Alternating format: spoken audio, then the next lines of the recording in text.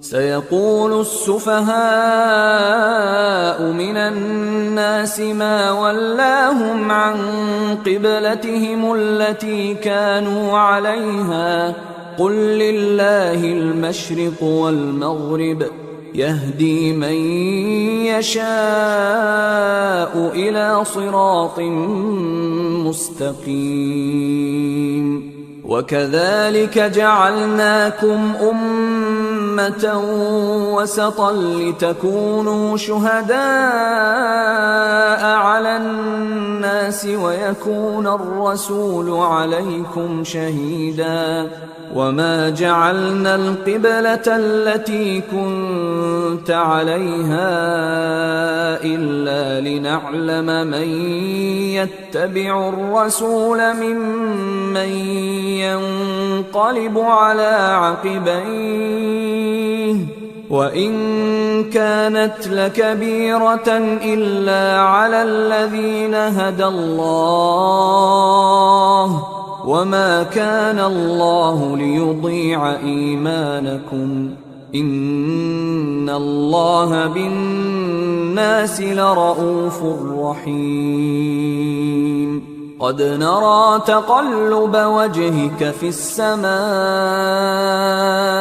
فلنولينك قبلة ترضاها فول وجهك شطر المسجد الحرام وحيث ما كنتم فولوا وجوهكم شطره وإن الذين أوتوا الكتاب ليعلمون أنه الحق من ربهم وما الله بغافل عما يعملون ولئن أتيت الذين أوتوا الكتاب بكل آية ما تبعوا قبلتك وما أنت بتابع قبلتهم وما بعضهم بتابع قبلة بعض ولئن اتبعت أهواءهم من بعد ما جاءك من العلم إنك إذا لمن الظالمين الذين آتيناهم الكتاب يعرفونه كما يعرفون أبناءهم وإن فريقا منهم ليكتمون الحق وهم يعلمون الحق من ربك فلا تكونن من الممترين ولكل وجهة هو موليها فاستبقوا الخيرات أينما تكونوا يأت بكم الله جميعا إن الله على كل شيء قدير ومن حيث خرجت فول وجهك شطر المسجد الحرام وإنه للحق من ربك وما الله بغافل عما تعملون أعوذ بالله من الشيطان الرجيم بسم الله الرحمن الرحيم رب اشرح لي صدري ويسر لي أمري واحلل عقدة من لساني يفقه قولي واجعل لي وزيرا من أهلي رب زدني علما رب زدني علما رب زدني علما اللهم فقهنا في الدين اللهم فقهنا في القرآن آمین یا رب العالمین۔ السلام علیکم ورحمۃ اللہ وبرکاتہ۔ کیسے ہیں دوستو آپ سب؟ اللہ تعالیٰ آپ سب کو صحت اور ایمان کی بہترین حالت میں رکھے۔ آج کی ہماری گفتگو کا محور ہوگا پارہ نمبر 2، جس کا آغاز ان لفظوں سے ہوا: سَيَقُولُ السُّفَهَاءُ مِنَ النَّاسِ مَا وَلَّاهُمْ عَنْ قِبْلَتِهِمُ الَّتِي كَانُوا عَلَيْهَا یعنی ان قریب یہ لوگ کہیں گے جس قبلہ پر یہ تھے اس سے انہیں کس چیز نے ہٹا دیا۔ آپ کہہ دیجئے کہ مشرق اور مغرب کا مالک تو اللہ ہے، وہ جسے چاہے سیدھی راہ کی ہدایت کر دے اور جسے چاہے نہ کرے۔ اب ہم دیکھیں گے کہ اس میں ہمیں کیا بتایا جا رہا ہے، کس چیز کی طرف ہمارا اشارہ جا رہا ہے۔ مسلمانوں کے قبلے کی طرف۔ مسلمانوں کا پہلا قبلہ کون سا تھا اور پھر اسے تبدیل کیوں کر دیا گیا، اس چیز کو ہم ڈسکس کریں گے اس آیت کے تھرو۔ قبلہ اول جو تھا وہ بیت المقدس تھا، اور ہجرت کے بعد بھی 16-17 مہینے تک مسلمان اسی کی طرف رخ کر کے نماز پڑھتے رہے۔ بیت المقدس بنی اسرائیل کی امامت کی علامت تھی۔ اللہ تعالیٰ نے انہیں ان کی نافرمانیوں کی وجہ سے دنیا کی امامت سے ہٹا دیا، معزول کر دیا، ڈسکوالیفائی کر دیا۔ اب امامت مسلمانوں کو یعنی امت محمدیہ صلی اللہ علیہ وسلم کو عطا ہوئی۔ اسی حوالے سے یہ آیت نمبر 43 ہے، 143۔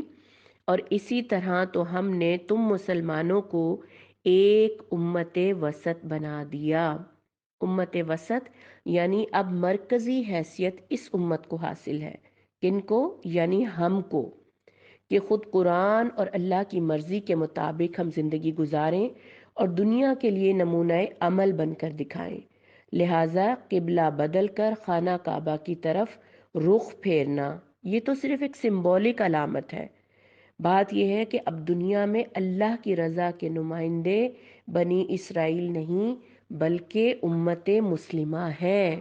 اللہ تعالیٰ نے اتنا بڑا اعزاز ہمیں بخشا، اتنی بڑی اتھارٹی ہمیں دے دی، ایک ذمہ داری ہمارے اوپر دے دی۔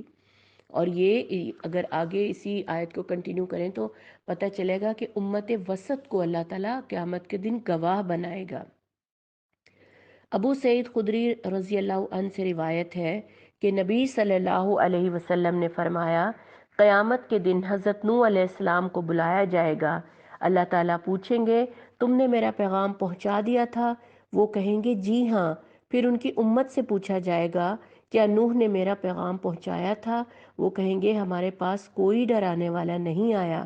پھر اللہ تعالیٰ حضرت نوح سے پوچھیں گے کہ کیا تمہارا کوئی گواہ ہے؟ یعنی جب امت ڈینائی کر دے گی تو پھر حضرت نوح سے دوبارہ پوچھیں گے کہ کیا تمہارا کوئی گواہ ہے؟ وہ کہیں گے محمد صلی اللہ علیہ وسلم اور ان کی امت۔ پھر اس امت کے لوگ گواہی دیں گے اور نبی کریم بھی گواہ بنیں گے، تو حضرت نوح کی امت کہے گی تمہاری گواہی کس طرح مقبول ہو سکتی ہے جبکہ تم نے تو ہمارا زمانہ دیکھا ہی نہیں؟ تو امت وسط یہ جواب دے گی، ہم کو اللہ کی کتاب اور اپنے نبی سے یہ علم حاصل ہوا۔ کتنی بڑی بات ہے، کتنا بڑا اللہ نے ہمیں اعزاز بخشا۔ اب اللہ تعالیٰ کہتے ہیں کہ تمام دنیا کے مسلمانوں کا قبلے کی طرف رخ کر کے نماز پڑھنا کس بات کی علامت ہے؟ سوال تو اب یہ پیدا ہوتا ہے نا۔ تو اللہ تعالیٰ اس کا جواب ہمیں کیا دیتے ہیں آیت نمبر 148 میں، کہ جس طرح میں نے اپنا رخ، اپنا چہرہ جما دیا قبلے کی جانب، اسی طرح میری تمام تر زندگی کا رخ بھی عملاً ایک اللہ کی جانب اسی کے سمت مضبوطی کے ساتھ جم جائے۔ جس طرح نماز شروع کر دینے کے بعد کوئی آواز، کوئی کام ہمیں متوجہ نہیں کرتا نا، ہم استقامت سے نماز قبلہ رخ ہو کر پڑھتے ہیں، اسی طرح ہماری تمام عملی زندگی کا رخ اسلام کی طرف پھر جائے۔ سورہ البقرہ 148 میں ہمیں یہی کہا گیا ہے نا کہ ہمیں کوئی آواز، کوئی ہنگامہ، کوئی تنقید اپنے دین سے ہٹا نہ پائے، ہماری زندگی کا رخ مکمل طور پر اسلام کی طرف ہو۔ آگے چلتے ہیں۔ اب سوال یہ پیدا ہوتا ہے کہ میں اللہ کی توجہ، اس کی مدد، اس کی محبت کی طلبگار ہوں، اب یہ کیسے ممکن ہو؟ کیسے اللہ کی توجہ حاصل کروں؟ تو اللہ تعالیٰ نے بڑا خوبصورت جواب دیا۔ آیت نمبر 152 کی طرف آ جائیں۔ اذکرونی اذکرکم، تم مجھے یاد رکھو میں تمہیں یاد رکھوں گا، اور میرا شکر ادا کرو، کفران نعمت نہ کرو۔ کفران نعمت کیا ہوتا ہے؟ ہر وہ نعمت جو اللہ تعالیٰ نے ہمیں دی، اگر ہم اس کا مس یوز کرتے ہیں، اس کو غلط کاموں میں استعمال کرتے ہیں اور اس نعمت کو اللہ کے حکم کے مطابق استعمال نہیں کرتے، تو یہی اس نعمت کا کفران نعمت ہوگا۔ اور اللہ تعالیٰ نے ہمیں کیا کہا کہ کفران نعمت نہ کرو۔ اور ایک طرح سے کفران نعمت یہ بھی ہے کہ ہم اللہ کا شکر ادا نہ کریں۔ اب سوال یہ پیدا ہوتا ہے کہ اللہ کا شکر کیسے ادا کروں؟ شکر صرف زبانی نہ ہو، عملی ہو، یعنی جو نعمت ملی ہے اس کا ٹھیک ٹھیک استعمال کریں۔ یہ بھی شکر کی ایک کیفیت ہے۔ اور نعمت یہ ہے کہ اللہ نے ہمیں مسلمان پیدا کیا۔ یہ کتنی بڑی نعمت ہے، ہم کسی کافر کے گھر بھی تو پیدا ہو سکتے تھے نا، لیکن ہماری سب سے بڑی نعمت یہ ہے کہ اللہ تعالیٰ نے ہمیں مسلمان پیدا کیا۔ اب کفران نعمت کیا ہوگا؟ وہ یہ ہے کہ ہم مسلمان کسی زندگی نہ گزاریں، قرآن جو اللہ نے ہمارے لیے نازل کیا ہے اس کو نہ سمجھیں، اس پر عمل نہ کریں، تو یہ اس عظیم الشان نعمت کا کفر ہوگا، انکار ہوگا۔ یہی کفران نعمت ہوگا سب سے بڑا۔ آگے اللہ تعالیٰ نے شہداء کے بارے میں ہمیں فرمایا آیت نمبر 154 میں کہ وَلَا تَقُولُوا لِمَن يُقْتَلْ۔ نبی کریم صلی اللہ علیہ وسلم نے فرمایا شہداء کی روحیں سبز پرندوں کے جسموں میں ہوتی ہیں اور ان کے لیے عرش کے ساتھ قندیلیں لٹکی ہوئی ہیں۔ یہ روحیں جنت میں جہاں چاہتی ہیں سیر کرتی ہیں، پھر ان قندیلوں میں واپس آ جاتی ہیں۔ یعنی شہداء کو مردہ مت کہو، وہ زندہ ہوتے ہیں، صرف ہمیں اس کا شعور نہیں ہوتا۔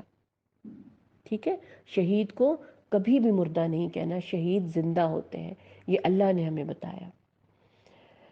اب ہم آگے چلتے ہیں، ہم دیکھتے ہیں کہ زندگی ایک امتحان ہے، یہ بات تو سمجھ میں آ گئی، اس میں کوئی مشکل سوال نہیں۔ پھر امتحان کیسے ہوا؟ امتحان ہے تو یقیناً سوال بھی ہوں گے، آسان سوال بھی ہوں گے اور مشکل سوال بھی ہوں گے۔ تو سب سے پہلے ہمیں کیا کرنا ہے؟ سب سے بڑا سوال کیا ہے کہ اپنی دل پسند چیزوں کو چھوڑ کر نماز ادا کرنی ہے، اللہ کی بندگی کرنی ہے۔ اس کے بعد بھاری سوال آتے ہیں، یہ تو سب سے آسان سوال ہے ہماری زندگی میں کہ بندگی کرنی ہے اللہ کی، اٹھنا ہے، نماز پڑھنی ہے۔ اس کے بعد مشکل سوالات ہیں، اور وہ سوالات کیا ہیں؟ ان کا ذکر اللہ نے آیت نمبر 155 میں ہمیں کیا کیا کہ ہم ضرور تمہیں خوف، خطر، فاقہ کشی، جان اور مال کے نقصانات، آمدنیوں کے گھاٹے میں مبتلا کر کے تمہاری آزمائش کریں گے۔ یہ کہا ہمیں اللہ تعالیٰ نے 155 میں کہ جنت تمہیں یوں ہی نہیں مل جائے گی پلیٹ میں پیش کر کے، اتنی آسانی سے نہیں ملے گی، اس کے لیے تمہیں آزمایا جائے گا، کوئی آزمائشیں ہوں گی۔ اب پھر دل میں یہ خیال پیدا ہوا کہ یہ تو بڑے مشکل بھاری سوال ہے، یہ تو بڑی مشکل آزمائشیں ہیں، لگتا ہے ان سب سے ہمارا پالا پڑے گا، کیسے نکلیں گے ان آزمائشوں سے، کیسے گزریں گے اور کیسے کامیاب ہوں گے؟ تو اللہ تعالیٰ نے ہماری رہنمائی کی آیت نمبر 156 میں، ان حالات میں جو صبر کریں گے اور جب کوئی مصیبت پڑے تو کہیں انا للہ و انا الیہ راجعون، تو پھر ایسے لوگوں کو خوشخبری دے دو، ان پر ان کے رب کی طرف سے بڑی عنایات ہوں گی، اس کی رحمت ان پر سایہ کرے گی، ایسے ہی لوگ راست رو ہیں۔ اتنی اللہ تعالیٰ نے ہمیں اس قدر خوشی دے دی ساتھ میں کہ جب بھی کسی پر کوئی مصیبت آئے، جب بھی کوئی مسئلہ درپیش آئے، تو اللہ تعالیٰ پھر ہمیں ایک کلمہ سکھاتے ہیں کہ انا للہ و انا الیہ راجعون، بس اللہ کی رضا پہ راضی ہو جاؤ، تو پھر بڑی بڑی خوشخبریاں ہیں اللہ کے پاس۔ جب نبی کریم صلی اللہ علیہ وسلم کا نواسہ حضرت زینب کا بیٹا فوت ہو گیا، تو آپ صلی اللہ علیہ وسلم نے اپنی بیٹی سے فرمایا جو اس نے لے لیا وہ اسی کا تھا، اور جو اس نے دے رکھا ہے وہ بھی اسی اللہ کا ہے، اس کے ہاں ہر چیز کا ایک وقت مقرر ہے، لہٰذا تمہیں چاہیے کہ صبر کرو اور اس سے ثواب کی امید رکھو۔ ماشاءاللہ کتنی رہنمائی اللہ نے ہمیں قرآن میں فرمائی ہے۔ اب کیا ہے کہ ہم دنیا میں بے شمار رشتوں ناتوں میں گھرے ہوئے ہیں، سب سے زیادہ محبت پھر کس رشتے سے ہونی چاہیے؟ والدین سے، بہن بھائی سے، یا شوہر سے؟ نہیں، اللہ تعالیٰ ہمیں 165 میں فرماتے ہیں، ایمان رکھنے والے لوگ سب سے بڑھ کر اللہ کو محبوب رکھتے ہیں، اس سے شدید محبت رکھتے ہیں، اور پھر اس کی محبت کے بعد تم میں سے کوئی شخص اس وقت تک مومن نہیں ہو سکتا جب تک کہ میں اسے اس کے باپ، اس کی اولاد اور تمام دنیا والوں سے محبوب نہ ہو جاؤں۔ یہ بخاری اور مسلم کی روایت ہے۔ ان دو رشتوں کے بعد، یعنی سب سے پہلی محبت اللہ کی، اس کے بعد اللہ کے رسول کی، اس کے بعد تمام محبتیں ہیں، ساری محبتیں ان دونوں کے بعد آتی ہیں۔ آگے چلتے ہیں۔ دین کے معاملے میں کچھ رسم و رواج، طور طریقے ہم اپنے باپ دادا سے ورثے میں پاتے ہیں، کیا انہی پر عمل کرنا ہمارے لیے کافی ہوگا؟ کیا یہ ٹھیک ہے؟ نہیں۔ اللہ تعالیٰ سورہ بقرہ 170 اور 171 میں ہمیں کیا فرما رہے ہیں، ہماری رہنمائی کیسے کرتے ہیں؟ باپ دادا کے طریقوں کو الفرقان پر رکھا جائے گا، یعنی قرآن کی کسوٹی پر اور سنت رسول پر رکھ کر دیکھا جائے گا۔ یعنی ہم نے اندھی تقلید نہیں کرنی اپنے باپ دادا کی، بلکہ ان کے اقوال، ان کی باتوں، ان کے طریقوں کو ہم قرآن کی کسوٹی پر رکھیں گے، سنت کے آئینے میں رکھیں گے، اور جو کچھ ان دونوں نصابی کتب کے مطابق ہوگا اس کو صرف ہم جاری رکھیں گے، اور اس کے باہر جو کچھ بھی ہوگا وہ سب آؤٹ آف کورس ہوگا۔ ٹھیک ہے؟ ہم یہ نہیں کہہ سکتے کہ ہمارے باپ دادا تو ایسے ہی کرتے تھے، یہ تو مشرکین مکہ بھی کہتے تھے، پھر ہم میں اور ان میں کیا فرق ہوگا؟ ہم نے اگر کسی عمل کو جانچنا ہے تو ہمارے پاس کسوٹی یہ قرآن ہے یا پھر ہمارے نبی کی سنت۔ آیت نمبر 178 میں آگے اللہ تعالیٰ ہمیں کیا کہہ رہے ہیں کہ قصاص میں زندگی ہے۔ اب قصاص میں کیا زندگی ہے؟ ہمیں کیسے پتہ چلے کہ قاتل کو قتل کرنے میں کس کی زندگی ہے؟ یہ تو قتل ہو گیا الٹا۔ دیکھیں اب اللہ ہماری رہنمائی کیسے کرتے ہیں کہ قتل کے مقدموں میں قصاص کا حکم اللہ تعالیٰ ہمیں دیتا ہے کہ قصاص میں زندگی ہے۔ یہ اللہ کا قانون ہے جس کا نفاذ ہر مسلمان مملکت پر لازم ہے۔ قتل کا بدلہ قتل، الا یہ کہ مقتول کے ورثاء خون بہا لے کر قاتل کو معاف کر دینے پر رضامند ہوں۔ یہ قانون اگر حقیقتاً لاگو کر دیا جائے نا تو معاشرہ قتل و غارت گری سے پاک ہو جائے، اور سعودی عرب اس کی جیتی جاگتی مثال ہے، جہاں قصاص کا قانون لاگو ہونے کی بنا پر اس جرم کی شرح دنیا میں سب سے کم ترین ہے۔ ایک قاتل کو سرعام پھانسی دی جاتی ہے، اور دیکھنے والوں کی پھر مجرمانہ ذہنیت کا گلا وہیں پہ گھٹ جاتا ہے کہ ہم یہ قتل آئندہ نہیں کریں گے، کیونکہ جب اتنی کڑی سزا ملے گی تو معاشرے میں انصاف کی فوری فراہمی ہو جائے گی۔ یہی قصاص میں زندگی کا مطلب ہے کہ مجرم کی موت میں جرائم کی بیخ کنی معاشرے میں امن اور تحفظ لاتا ہے۔ ہم اللہ کا قانون چھوڑ کر مغرب کی بہکی ہوئی نفسیات کے مارے ہوئے ہیں۔ ہم کیا کہتے ہیں کہ یہ تو ظلم و ستم ہے۔ کیسے ظلم و ستم ہو گیا؟ جب ہمارے رب نے ایک حکم ہم پر لاگو کر دیا تو ہمیں اسی پر چلنا ہے۔ اب آگے ہم دیکھتے ہیں کہ اللہ سے مدد مانگنے کے لیے کہاں جائیں، کیا کریں؟ وہ تو آسمان پر، عرش الہی پر کائنات کا بادشاہ بیٹھا ہوا ہے، ہماری رسائی اس تک کیسے ہو؟ کیا کریں گے؟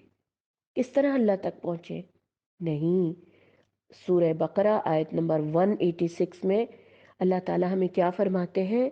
وَإِذَا سَأَلَكَ عِبَادِي فَإِنِّي قَرِيبٌ، میں ان سے قریب ہی ہوں۔ پکارنے والا پکارتا ہے تو میں اس کی پکار سنتا ہوں اور جواب دیتا ہوں، اور یہ کہ وہ آسمانوں میں کہیں دور نہیں بلکہ ہم تو اس کی شہرک سے بھی زیادہ قریب ہیں، اس سے قریب ہیں ہم تو۔ اسی طرح سورہ الحدید میں بھی آیت نمبر 4 میں اللہ نے کہا کہ وہ تمہارے ساتھ ہے، جہاں کہیں بھی تم ہو وہ تمہارے ساتھ ہے۔ کتنی بڑی بات اللہ تعالیٰ ہمیں کہتے ہیں کہ میں تو بالکل تمہارے قریب ہوں۔ کیسے اللہ تعالیٰ ہمیں رہنمائی کرتے ہیں؟ وہ تو ہمیں بتاتے ہیں کہ میں تم سے دور نہیں، اے میرے بندے میں تو تجھ سے بالکل بھی دور نہیں۔ ایک حدیث ہے کہ رسول صلی اللہ علیہ وسلم نے فرمایا، ایک شخص کو نماز میں دعا کرتے سنا جس نے نہ تو اللہ تعالیٰ کی حمد بیان کی اور نہ ہی نبی کریم پر درود بھیجا۔ آپ صلی اللہ علیہ وسلم نے فرمایا، اس شخص نے جلدی کی، پھر اسے بلایا اور فرمایا، جب تم میں سے جب کوئی دعا کرے تو اپنے پروردگار کی حمد و ثنا کرے، نبی کریم صلی اللہ علیہ وسلم پر درود بھیجے، پھر اس کے بعد جو چاہے دعا مانگے، اللہ تعالیٰ اس کے قریب ہی ہے، وہ اس کی دعا کو سنے گا۔ کتنی بڑی خوشخبری ہے ہمارے لیے کہ اللہ تعالیٰ ہمارے اتنے قریب ہے، ہماری شاہ رگ سے بھی قریب۔ اس کو ہم اپنے آپ سے دور کیوں سمجھتے ہیں؟ وہ تو ہماری ہر دعا سنتا ہے۔ امید رکھیں اور امید اور محبت کے ساتھ اپنے رب سے دعا کریں۔ آگے چلتے ہیں، آیت نمبر 197 میں ہم دیکھتے ہیں، الحج اشہر معلومات۔ حج کے بارے میں یہاں پہ ذکر کیا جا رہا ہے کہ روزے رمضان میں ہی کیوں فرض ہوئے؟ ہم سوال یہ سوچ سکتے ہیں نا کہ روزے رمضان میں ہی کیوں فرض ہوئے، محرم سفر وغیرہ میں کیوں نہیں ہو گئے؟ کیونکہ رمضان وہ مہینہ ہے جس میں قرآن نازل ہوا، لہٰذا روزہ رکھ کر اللہ کا شکر ادا کیا جاتا ہے۔ وہ اس عظیم الشان نعمت کا حق اسی طرح ادا کیا جا سکتا ہے کہ ہم روزہ رکھ کر قرآن حکیم کی تلاوت کریں، اسے سمجھیں اور ہر طرح کے گناہوں سے بچیں تاکہ ہم متقی بن جائیں۔ رسول صلی اللہ علیہ وسلم نے فرمایا، جس نے اللہ کے لیے حج کیا پھر اس دوران نہ بے حیائی کی اور نہ گناہ کا کوئی کام کیا، وہ ایسے واپس ہوتا ہے جیسے اس دن تھا جب وہ پیدا ہوا تھا۔ اب آگے چلتے ہیں، آگے اللہ تعالیٰ نے کچھ آیات میں ہمیں پھر برے کاموں سے، رشوت سے منع فرمایا۔ اللہ تعالیٰ نے رشوت سے منع کیا تو پھر ایک صورت اس کی یہ آتی ہے کہ بڑے سرکاری لوگوں کو جو عموماً تحائف ملتے ہیں وہ کس ضمن میں آتے ہیں؟ جی ہاں، یہ رشوت مال حرام ہے، اس کا کھانا کھلانا دونوں باعث جہنم ہے۔ سرکاری حیثیت اور منصب کی وجہ سے ملنے والے تحائف بھی رشوت ہی کے زمرے میں آتے ہیں۔ یہ دیکھ لے کہ اگر یہ منصب نہ ہوتا تو کیا تب بھی آپ کو وہ تحائف ملتے؟ تو ایسے تحائف قبول نہیں کیے جاتے، سرکاری مال خانے میں ان کو جمع کرا دیا جاتا ہے۔ آگے کچھ آیات میں ہم چلتے ہیں تو حرام کھانے کے نقصانات کے بارے میں بیان کیا گیا ہے کہ حرام کھانے میں کیا نقصان ہے، اور پھر اگر حرام کھاتے بھی ہیں، اگر اس کا ایک حصہ اللہ کی راہ میں دے دیا جائے تو پھر تو ہمارا باقی مال بھی پاک ہو جائے گا۔ جی نہیں، ایسا کچھ نہیں ہے۔ نبی صلی اللہ علیہ وسلم کے فرمان کے مطابق اللہ پاک ہے اور پاک کے سوا کچھ قبول نہیں کرتا۔ مال حرام کا صدقہ، خیرات، قربانی سب ضائع ہو جاتے ہیں۔ اس ضمن میں آپ صلی اللہ علیہ وسلم نے قسم کھا کر فرمایا کہ بندہ جب کوئی لقمہ حرام کھاتا ہے تو 40 دن تک کوئی عمل قبول نہیں ہوتا۔ جس شخص کا گوشت حرام مال سے بنا ہے وہ جہنم کی آگ کے لائق ہے۔ دوسری جانب یہ بھی ارشاد فرمایا حضرت سعد بن ابی وقاص کو کہ کھانا حلال اور پاک بنا لو، مستجاب الدعوات ہو جاؤ گے، یعنی تمہاری دعائیں تب ہی قبول ہوں گی۔ مال حرام ایک گندگی ہے، جس سے طرح طرح کی بیماریاں، فساد اور اللہ کی ناراضگی جنم لیتی ہے۔ مال حرام صرف رشوت نہیں ہے بلکہ ملاوٹ، ناجائز قبضے، وراثت کی غلط تقسیم، سود کی ملاوٹ، جوا، لاٹری، زکوٰۃ ادا نہ کرنا۔ دنیا میں رزق کو صاف ستھرا رکھنے کے لیے تو ہم طرح طرح کے اہتمام کرتے ہیں نا، تو پھر ہم اپنے مال کو کیوں نہیں پاک صاف کرنے کے لیے کوئی کوششیں کرتے؟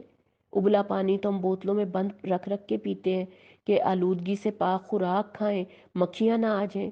تو روحانی اعتبار سے بھی تو ہم نے اپنے آپ کو بچانا ہے نا، کیوں ہم دھڑا دھڑ آلودہ اور حرام خوراک، گناہوں کی ملاوٹ، رشوت کی ملاوٹ اور حرام میں لتھڑی ہوئی چیزیں مزے مزے لے کر کھاتے ہیں؟ اسی لیے تو پھر پریشانیاں آ گھیرتی ہیں۔ پھر ہم طرح طرح کے وظیفے کرتے ہیں، عاملوں کے پاس جاتے ہیں۔ سب سے بڑا وظیفہ، سادہ ترین وظیفہ رزق حلال کھانا ہے اور اپنے فرائض اور واجبات کو ادا کرنا ہے۔ یہی سب سے بڑا وظیفہ ہے۔ رزق حلال کھائیں گے تو ہر چیز خود بخود سیدھی اور صاف ہوتی چلی جائے گی۔ اب آگے چلتے ہیں، آیت نمبر 201 میں دیکھتے ہیں، کہ کیا ہم دعاؤں میں صرف آخرت مانگیں یا صرف دنیا مانگیں اور اس کی راحتیں مانگیں؟ کیا چیز مانگیں ہم؟ نہیں، اللہ تعالیٰ 201 میں ہمیں کیا فرماتے ہیں کہ دونوں، دنیا آسان ہو اور اعمال حسنہ طلب کریں، اور دعا مانگیں کہ امتحان مشکل نہ ہو تاکہ ہم کل کو سرخرو ہو سکیں۔ دنیا ہی آخرت کی کھیتی ہے اور اصل چیز جہنم کی آگ سے نجات ہے۔ اللہ تعالیٰ نے کہا کہ دنیا بھی مانگو اور آخرت بھی مانگو۔ پھر آگے چلتے ہیں اور ہم دیکھتے ہیں کہ مسلمان ہونے کے لیے اگر ہم صرف 5 وقت کی نماز پڑھ لیں اور رمضان میں روزے رکھ لیں تو کیا یہ ہمارے لیے کافی ہے؟ ایک مسلمان کی زندگی کے لیے کافی ہے؟ نہیں۔ اللہ تعالیٰ فرماتے ہیں آیت نمبر 208 سورۃ البقرہ، اللہ آپ سے پوری زندگی، آپ کی پیدائش سے لے کر موت تک، صبح سے لے کر رات تک 24 گھنٹے آپ کی اللہ کی امانت میں ہے۔ اللہ تعالیٰ یہ 24 گھنٹے آپ سے مانگ رہا ہے، پھر جنت ملے گی۔ اللہ تعالیٰ فرماتے ہیں اے لوگو جو ایمان لائے ہو، پورے کے پورے اسلام میں داخل ہو جاؤ، پورے کے پورے۔ زندگی کا کوئی لمحہ اسلام سے باہر نہ گزرے۔ آپ کی گاڑی میں آپ گاڑی میں پورے کے پورے داخل ہوتے ہیں نا؟ آپ کی کوئی ٹانگ یا گردن یا بازو باہر تو نہیں لٹک رہا ہوتا جب گاڑی چلتی ہے؟ اسی طرح آپ کی زندگی مکمل اسلام میں داخل ہو جائے، آپ کی ذات کا کچھ بھی باہر نہ رہے۔ فی السلم کافہ، پورے کے پورے اسلام میں داخل ہو جاؤ۔ آگے بڑھتے ہیں۔ اب کیا ہے کہ ہم اسلام میں پورے کے پورے داخل ہو گئے، جو کچھ ضروریات سے زیادہ ہو ہمیں کہا گیا کہ وہ راہ خدا میں خرچ کر دو، مگر ہماری تو اپنی ہی ضروریات پوری نہیں ہوتی، خرچ کیسے کریں؟ کیوں ہم ایسی سوچ اپنے دل میں پالتے ہیں؟ کیونکہ آج ہم نے ضروریات کا دائرہ بہت بڑھا لیا ہے، دنیا کو ہی ہم نے آخرت کی کھیتی سمجھ لیا ہے۔ ہم نے سمجھ لیا ہے کہ یہ دنیا ہی ہمارا اصل گھر ہے، لہٰذا ہم نے لگژریز کو بھی اپنی ضروریات بنا لیا ہے۔ اللہ کو ہمارا مال نہیں چاہیے، وہ تو غنی ہے، دو جہاں کا مالک ہے، وہ تو اس کے پاس تو سب کچھ ہے۔ ایسا نہ ہو کہ ہمارے اوپر وہ وقت آ جائے کہ سر چھپانے کی بھی جگہ باقی نہ رہے، ایسا وقت نہ آ جائے ہمارے اوپر۔ ہم نے اپنی ضروریات کو اتنا بڑھا لیا کہ خرچ کرنے کے لیے ہمارا دل تنگ پڑ جاتا ہے۔ شیطان بھی ہمیں مایوسی دلاتا ہے کہ تم سب کچھ اللہ کی راہ میں دے دو گے تو تمہارے پاس کیا بچے گا؟ کچھ بھی نہیں بچے گا۔ اللہ کے رسول نے فرمایا ہر صبح 2 فرشتے اترتے ہیں، ایک کہتا ہے اے اللہ خرچ کرنے والے کو اس کا بدلہ دے، دوسرا کہتا ہے اے اللہ کنجوسی کرنے والے کو بربادی دے۔ کتنی بڑی بات ہے، کتنی بڑی بات ہے۔ اسی طرح 218 نمبر آیت میں اللہ تعالیٰ ہمیں کیا فرماتے ہیں؟ ان الذین آمنوا والذین ہاجروا وجاہدوا فی سبیل اللہ۔ حضرت ابو موسیٰ اشعری فرماتے ہیں ایک گنوار آپ صلی اللہ علیہ وسلم کے پاس آیا اور کہنے لگا یا رسول اللہ کوئی ناموری کے لیے لڑتا ہے، کوئی بہادری کے لیے لڑتا ہے، کوئی حمیت کے لیے لڑتا ہے، تو ان میں سے اللہ کی راہ میں کون لڑتا ہے؟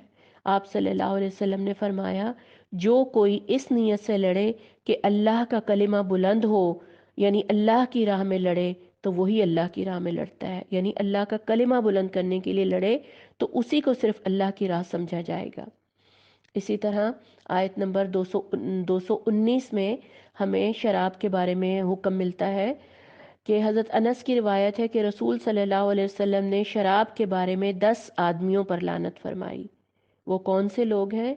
شراب نچوڑنے والا، بنانے والا، پینے والا، پلانے والا، لاد کر لانے والا یعنی اس کا بزنس کرنے والا، جس کو لاد کر لائی جائے یعنی اس کا امپورٹر ایکسپورٹر دونوں، بیچنے والا، خریدنے والا، اس کو پینے والا اور اس کی آمدنی کھانے والا۔ یہ 10 لوگ ہیں، یہ سارے ایک ہی حکم کے اندر آئیں گے اور ان سب پر اللہ کی لعنت ہوگی۔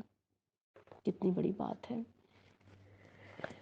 اس کے بعد آگے چلتے ہیں، قرآن میں حیض کا حکم آ رہا ہے سورہ بقرہ میں کہ حیض تو ایک گندگی ہے، اس میں ہمیں کیا الگ رہنے کو کہا گیا؟ پھر ایسی عورت کو کیا ہم الگ کر دیں؟ حیض اگر گندگی ہے تو اس عورت کے ساتھ پھر ہم کیا کریں؟ جی نہیں، اس آیت سے یہ مراد نہیں، بلکہ یہ اشارہ جو ہے شادی شدہ زندگی کے لیے ہے، وگرنہ یہ ایسی گندگی نہیں ہے کہ اس سے کوئی ہم چھوت چھات کا طریقہ رویہ رکھیں۔ عورت کوئی گندگی تھوڑی ہے، یہ تو ہندوؤں اور یہودیوں کا تصور تھا کہ وہ ایسی عورت کے ہاتھ کا پکا ہوا یا دیا ہوا نہیں کھاتے تھے، اسے ناپاک سمجھتے تھے کہ جیسے اس میں سے کوئی ریڈیشن نکل آئیں گی اور وہ سب طرف گندگی پھیلا دیں گی۔ یہ غلط العام ہے، ایسا نہیں ہے۔ اس دوران پہنے ہوئے کپڑے بھی ناپاک سمجھے جاتے ہیں۔ کچھ لوگ ابھی بھی سمجھتے ہیں کہ حیض کے دوران جو آپ نے کپڑے پہنے ہوئے وہ ناپاک ہے، اور ایسے تمام کپڑے پھر دھوئے جاتے ہیں، ان کو پاک کیا جاتا ہے۔ جیسے نہیں، ایسا نہیں ہوتا، بلکہ اللہ نے اپنے ہر حکم کو واضح کیا ہے۔ ان کپڑوں کو دوبارہ پہنا بھی جا سکتا ہے، اور جب تک ان پر کوئی گندگی نہ لگ جائے، کسی حصے پر نجاست نہ لگی ہو، اس وقت تک وہ کپڑا ناپاک نہیں ہوتا۔ بلکہ اگر نجاست لگ بھی جائے تو صرف اتنا حصہ دھو ڈالنے سے پورا کپڑا آپ کا پاک ہو جاتا ہے۔ اور اس دوران لگائی گئی مہندی کا رنگ بھی پاک ہوتا ہے۔ کچھ لوگ کہتے ہیں نا کہ پیریڈز کے دوران مہندی نہیں لگانی، جب تک کہ آپ کی مہندی کا رنگ نہیں اترے گا تو آپ پاک نہیں ہوں گے۔ یہ سب فضول باتیں ہیں، یہ سب نماز چھوڑنے کے بہانے ہیں، ٹھیک ہے؟ اور یہ جو اشارہ کہ رجس گندگی ہے، یہ صرف آپ کی شادی شدہ زندگی کے لیے ہے کہ جب تک آپ پیریڈز کے دوران ہو، آپ کا کوئی آپس میں شوہر اور بیوی کا رشتہ قائم نہ کیا جائے ان پیریڈز کے دنوں میں۔ آگے چلتے ہیں۔ لوگ کہتے ہیں کہ اسلام میں عورت کی کوئی حیثیت نہیں، کیا یہ سچ ہے؟ نہیں۔ اللہ تعالیٰ البقرہ 288 میں ہمیں کیا فرماتے ہیں کہ عورتوں کے لیے بھی معروف طریقے پر ویسے ہی حقوق ہیں جیسے مردوں کے حقوق ان پر، البتہ مردوں کو ان پر ایک درجہ حاصل ہے، اور سب پر اللہ تعالیٰ غالب اقتدار رکھنے والا حکیم اور دانا موجود ہے۔ یعنی حقوق میں دونوں برابر ہیں۔ اگر مردوں کو ایک درجہ بڑھا ہوا ہے نا، تو وہ مردوں کو ذمہ داری زیادہ دے کر دیا گیا ہے، کیونکہ مرد کے اوپر ذمہ داری زیادہ ہے۔ انتظامی فوقیت کی وجہ سے ان کو ایک ذمہ داری زیادہ ملی ہے۔ راز کی بات تو یہ ہے کہ عورت کو ملکہ، شہزادی، لاڈلی بنا کر حقوق دیے گئے ہیں، اور مرد کو ذمہ داری کی سردردی بوجھ دے کر تھوڑا سا بڑا بنا دیا۔ اتنی سی بات ہے جسے بڑے بڑے افسانے بنا دیے ہم نے، بڑا بڑا افسانہ بنا دیا کہ مردوں کو تو زیادہ حقوق دے دیے، کیا یہ نا انصافی ہے؟ ایسا کچھ نہیں ہے، ہمارا اللہ پاک بڑا انصاف والا ہے، ٹھیک ہے؟ تو آپ ہر حکم کو کھول کھول کر سمجھ کر پڑھا کریں، اللہ کے ہر حکم کو سمجھنے کی کوشش کیا کریں۔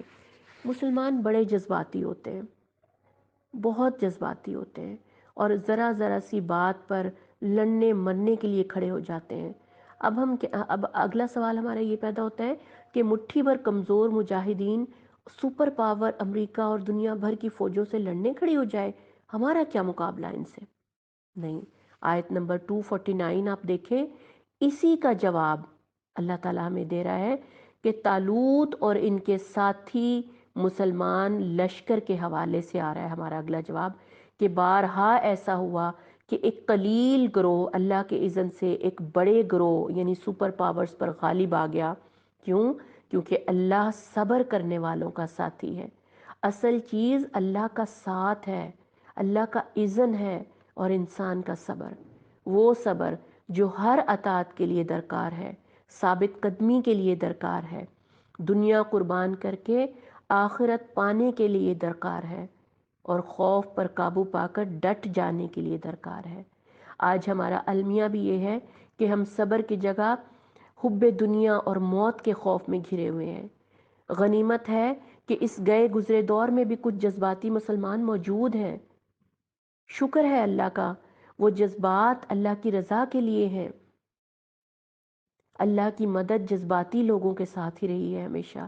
یہاں انہوں نے کافروں کو مار بھگایا اور اللہ نے سلطنت سے نوازا۔ سورہ البقرہ 251 میں کیا ہے کہ باوجود یہ کہ وہ تعداد میں کم اور کمزور تھے، یہی صحابہ اور ان کے دور کی سپر پاورز کے درمیان ہوا تھا۔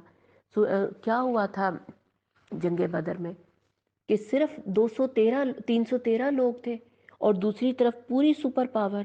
اس کے باوجود اللہ نے ان کا ساتھ دیا کیونکہ ان کا یقین، ان کا توکل اللہ کے اوپر تھا۔ ان کی ساری محبتیں اپنے رب کے لیے تھیں، ان کا سارا ایمان اپنے رب کے ساتھ تھا۔ کتنی بڑی بات ہے ایسے ایمان کے لیول پر آ جانا۔ اللہ کے مقابلے میں کسی کی بادشاہی کو تسلیم نہیں کرنا۔ واللہ یؤتی ملکہ من یشاء واللہ واسع علیم۔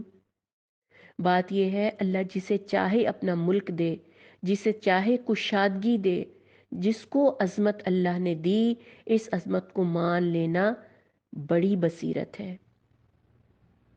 اس بات کا انکاری ہونا، اللہ کی عظمت کا انکاری ہونا کس وجہ سے؟ حسد کی وجہ سے، بغض کی وجہ سے، یا سیاست کی وجہ سے، کسی بھی وجہ سے، بہت بڑی نادانی ہے۔ میری اللہ ذوالجلال سے یہ دعا ہے، خالق و مالک مجھے اور آپ کو ان کاموں کی توفیق عطا فرمائے جو بصیرت اور عقل مندی کی علامت ہوں۔ ان کاموں سے ہمیں محفوظ فرمائے جو جہالت اور رب کی نافرمانی کا ذریعہ ہوں۔ اے اللہ ذوالجلال، بصیرت کے ان نکات کو ہمیں زندگی میں اتارنے کی توفیق عطا فرما۔ یا ارحم الراحمین، اس قرآن کو سمجھنے کی توفیق عطا فرما۔ یا غفور الرحیم، ہمیں وہ بصیرت دے جو تیرے احکامات کو سمجھنے میں ہمیں مدد دے۔ یا اللہ، قرآن کو صحیح سمجھنے کی توفیق عطا فرما اور اس کو ہمارے دل میں اتار دے۔ آمین یا رب العالمین۔ السلام علیکم ورحمۃ اللہ وبرکاتہ۔